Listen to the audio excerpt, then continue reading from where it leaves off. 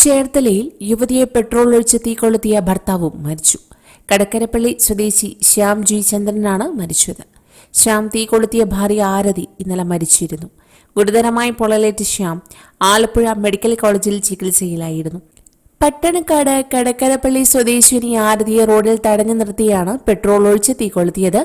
90% പൊള്ളലേറ്റ് Alappuzha Vandanam medical college ആശുപത്രിയിൽ ചികിത്സയിലായിരുന്ന ആരതി വൈകിട്ട് മരിച്ചു.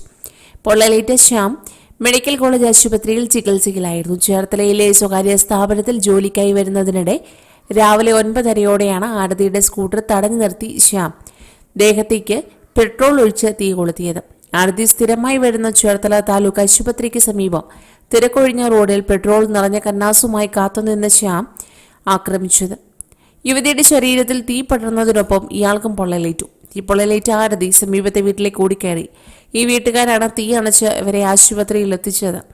പൊള്ളലേറ്റ ഇരുവരെയും ചേർത്തല താലൂക്ക് ആശുപത്രിയിലും പിന്നീട് ആലപ്പുഴ വണ്ടാനം മെഡിക്കൽ കോളേജ് ആശുപത്രിയിലും പ്രവേശിപ്പിച്ചു.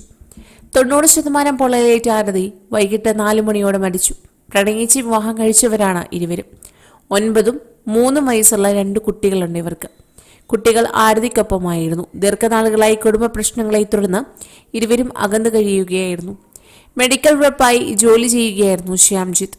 3 മാസം മുൻപ് ഇയാൾ ആത്മഹത്യാ ശ്രമം നടത്തിയിരുന്നുവെന്ന് പോലീസ് പറഞ്ഞു.